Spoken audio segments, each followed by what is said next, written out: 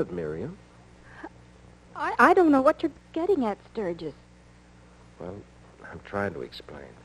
Look, Win, maybe before marriage I felt the same way about a husband and wife relationship that you feel now. But marriage isn't the way people see it in the movies or read about it in a book. When I come home in the evening, Miriam may have had trouble with the baby. Maybe I've had an argument with the boss, so we take it out on each other. But what has... I can only afford to give Miriam flowers on our anniversary. She hardly ever gets a chance to dress up for me, but we have a good marriage all the same. We have our quarrels and our heartaches, sure. But we also have our compensations. Let's go back to the night you kissed me. Yes, let's. When I had no idea that you'd respond the way you did. I kissed you for several reasons. Because I thought it would comfort you, because I thought it would comfort me, and because I wanted to. But it's been on my conscience ever since. When you kissed me back, I realized I'd made a fool of myself. And at the same time made you believe that I'd fallen in love with you. I see. When, after you leave, I'm going to try to make my peace with Miriam. She's tried so hard to be generous. She deserves it.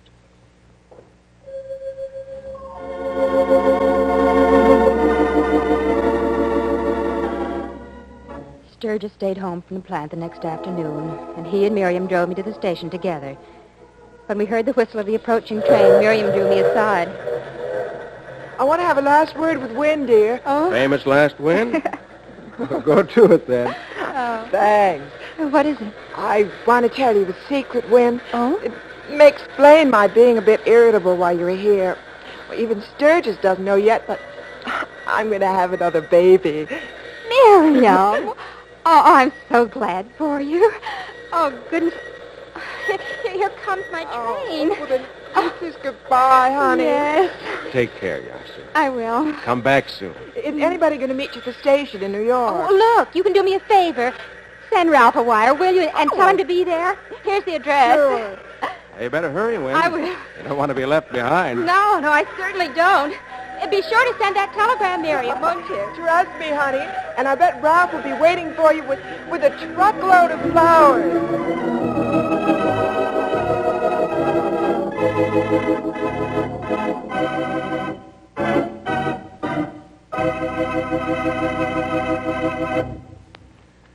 Well, I, for one, believe the story that Sturgis Drake told his sister-in-law. He really does love his wife.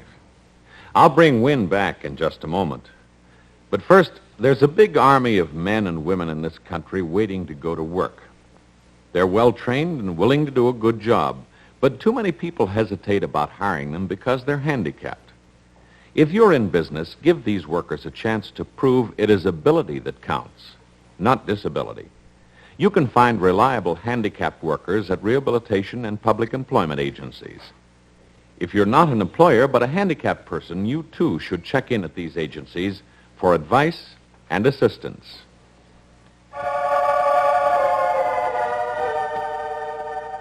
And here's Win Borden back again. Win, did you and Ralph make up when you returned to New York? Yes, Mr. Riggs. Ralph was waiting at the station as Miriam prophesied. Not with a truckload of flowers, but with a heart full of love and an orchid corsage. Well, the moment I saw his anxious face, I burst into tears. He took me into his arms and kissed me. And, well, we're going to have a Thanksgiving wedding, and I've asked my sister and her husband to come on for the wedding. Well, when a girl thinks she's in love with her sister's husband, she's in a pretty pickle, no doubt of that. I'm glad Win was able to straighten herself out. Berta Howell tried to run her daughter's life, not for selfish reasons, but because she wanted the best for her only child. But even the wisest and kindest mother can't choose her daughter's husband. You'll learn this fact with Berta as you listen tomorrow to My True Story, brought to you every day, Monday through Friday.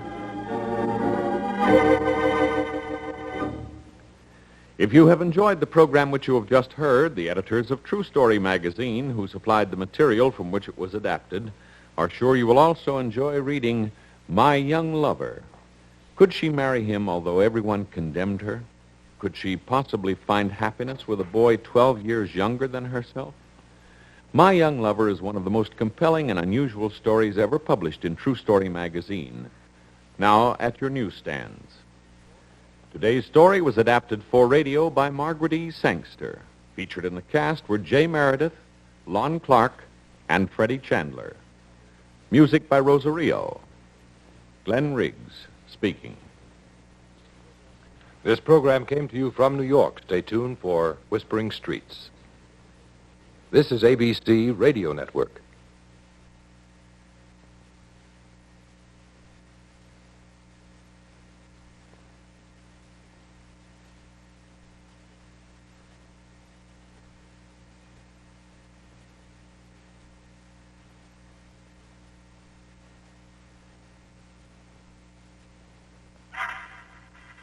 Whispering. Whispering. Whispering. Whispering Streets.